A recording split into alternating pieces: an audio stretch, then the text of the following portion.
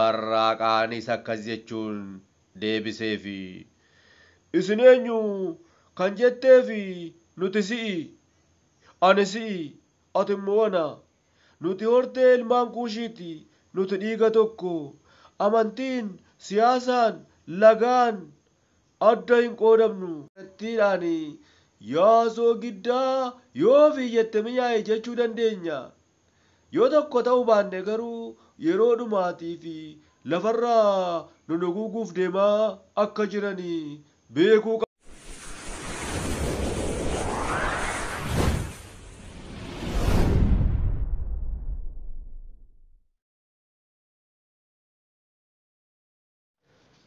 Obomboleettii 22 Asoosama dheeraa barreessaan Natnaaboon Nagaasaa Waaqjiraa Abukaatoo fi Gorsaa Seeraa Seenessaan Abbaa Seenaa Arsadee Obomboleettii 22 Kutaa 24ffaa Kutaa 23ffaa keessatti Bishooftuun madda oomisha dammaa burqaa aannanii madda midhaanii fi bishaanii ta'uu isheerraan kan ka'e namoonni baay'een Kana'aan Oromiyaa jedhanii akka waamanii kumeen yookaan ishiin cubbuu ishee kanaan dura raawwatte ofirraa dhiquuf jecha qabsa'aa lammii ta'uuf waadaa seenuu ishee dantaa yookaan bu'aa kanaan dura argachaa turte caalaa danuu cina dhaabbachuun ishee gammachuu guddaa isheef kennaa jiraachuu ta'uu isaa. Dargaggeessi mataa faaxuu hoteela Bishooftuu afaaf taa'ee danuu eegaa ture Barraaqaa Booruu ta'uu akkuma kutaalee darban keessatti yaadattanii danuu fi Barraaqaan hojjettoota daandii baaburaa Birbirsa Gooroo yookaan Piyaasaa hojjetaa jiran keessaa isaan tokko ta'uu fi danuun tolaa waliin halkaniin bakka qotamaa jiru sanaa qotee waan maramaa kan argee fi Barraaqaan ammoo caaltuu gaggabdee kufte fuudhee gara mana yaalaatti kan geesse ta'uu ni yaadattu. Konkolaachisaan kumee akka qabuu fi ergame kumee haala kabiraaf kan barbaadaa jiru ta'uu isaa akkuma ishee bira ga'een dirqamatti kenname irraanfatee haaloo kanaan duraa itti ba'uudhaaf isheetti dhaadachuudhaan kana booda harka koo keessaa hin baatu. Gabaabaatti waan ansiin jedhee ni raawwatta moo hin raawwattu ittiin jedhee sodaachisuu isaa kumeenis yeroo jalqabaa fi rifachuu ishee. Barraaqaa fi danuun hoteela Bishooftuu afaafitti wal arganii erga wal dubbisanii booda bakka jijjiirrachuun hoteela Piraamid ta'anii bishaan Bishooftuu isaan fuula diriiree jiru ilaalaa daawwachaa. Akkaataa danuun itti poolisota harkaa miliquu fi Barraaqaa fi hiriyoonni isaa harka wayyaa jilaan hojjechaa turuu isaanii danuunis gaafa Barraaqaa fi namoonni inni hin beekneen tumsamee miliquun isaa kan isa ajaa'ibe ta'uu Barraaqaan haala danuun keessa darbee fi akka itti Bishooftuu ga'e utuu itti himaa jiruu addaan cite. Kutaan itti aanu maal ta'inna laataa? Kumeen yookaan ishiin konkolaataa dhufee ishee bira dhaabbatte sanaan qabamte moo eessa buute? Danuun akkamitti miliqe? Kumeen akkamitti isa biraa dhibde? Dhaxxee harka laatte? Kumeen isaaf jettee qabamte jechuudha. Barraaqaa fi danuun gara fuula duraatti maal gochuuf deemu?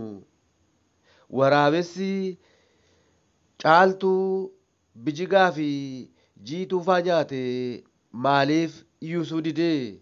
Obbo Lamuunoo gara kam jiru laata? Waan fedheef iyyuu kutaa 24ffaa waliin haa hordofnu.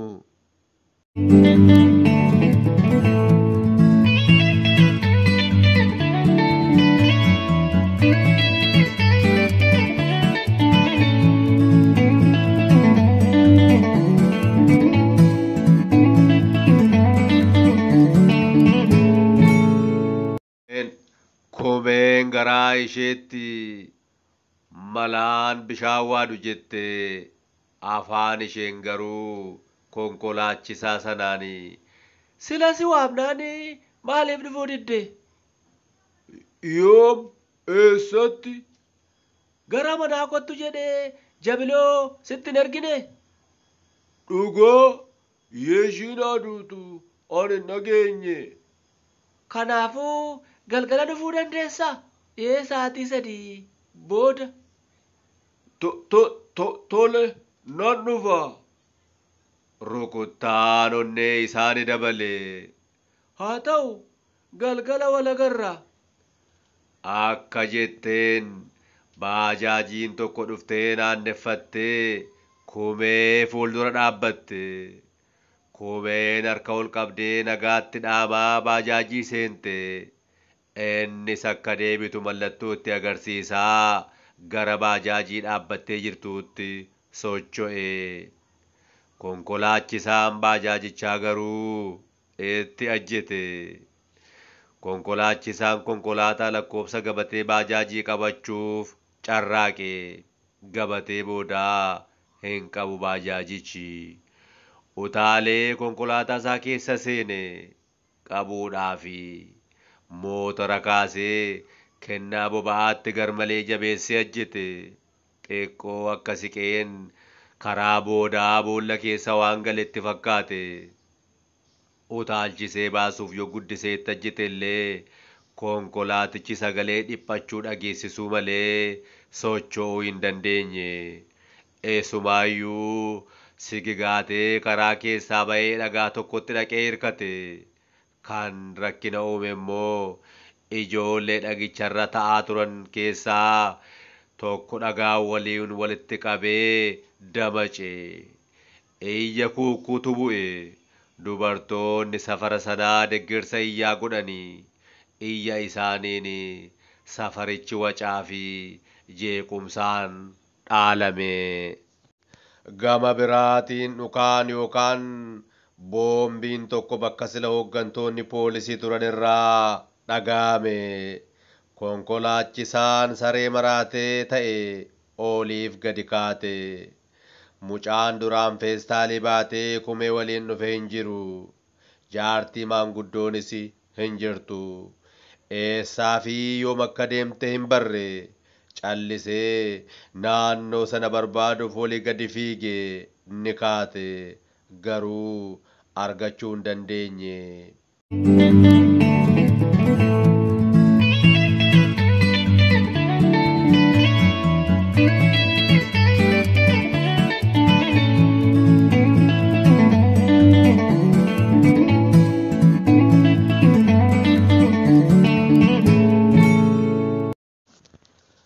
Barraaqaan waan ta'aa turee fi waan hordofaa turan danuu fi ibsuu akka itti fufetti jira. Atis akkuma kumeen nyaaraan si tuqxeen karaa bitaa mandara keessa seente. Marfata tokko booda mucaa xiqqaan feestaalii baatee ture suni sitti dhufee feestaalii keessii kenne. Daandii marfata 2 erga si adeemsisee booda mana tokko keessa si fuudhee galee wayyaa jijjiirratte. Dargaggeessi bakki atitti wayyaa jijjiirratte ammoo mana isaanii keessa turuun rakkoo akkasitti fiduu danda'u. Manichi kan Oromoo waan ta'eef ija shakkiin akka ilaalamuu siif ibse. Yeroodhaafis Dukam yookaan Bishooftuu deemuu akka qabdu si gorse. Gorsichi qajeelfama wa'ii of keessaa qaba. Siifis siif galeera. Bakka taaksii qofaan akka si ga'an gaafatte. Karaa boodaa baasanii si geggeessanii. Dukamiin dhuftee siree qabachuu fi hoteela hora Arsadee seente. Hoteela kana kan filatte maqaa isaatiin maqaa isaa waan jaallattuuf jechuudha. Waraqaa eenyummaa gaafatamte ni wareerte. Poolisicha harkatti si dura hafeera. Waraqaa eenyummaa ciccitaa yuunivarsiitii Finfinnee irraa siif kennamee tureen bulte. Osoo barattoota 350 waliin hin hariimiin dura akka barataa yuunivarsiitii turtetti beekna. Bakka hundaayyuu akka hin seenne waan dhorkamteef maqaa kee caalaa ture dhoksitee danuudha jette. Lubbuu kee tursuu fi hojii humnaatti middeeffamte.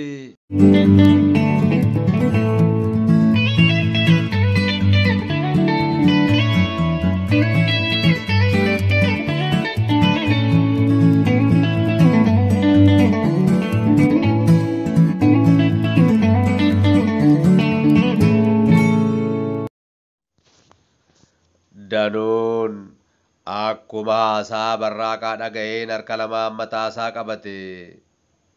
Isin eenyu? Maaliif hanga kana na qorattu? Ati hoo? Bakka daandii baaburaa sanaa maal hojjetaa turte? Ati dhuguma hojjetaa guyyaa hin turre? Barraaqaanis akkas jechuun deebiseefi.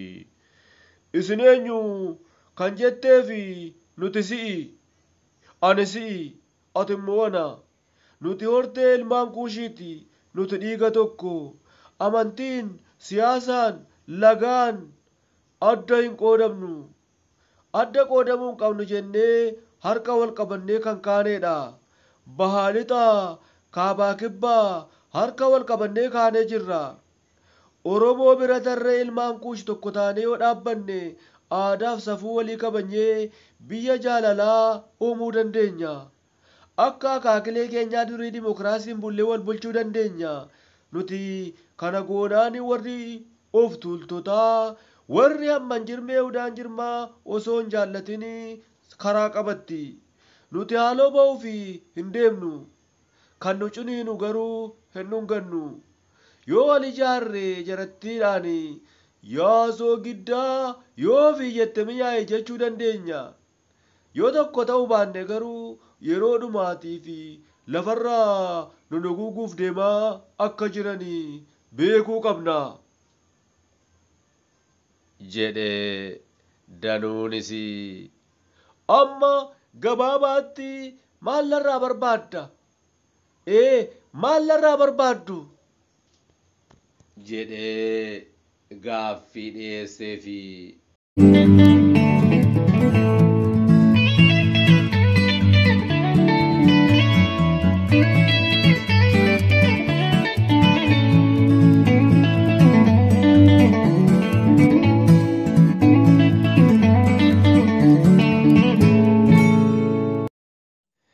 Gaaffii Danuun dhiyeesse kun sirrii fakkaata.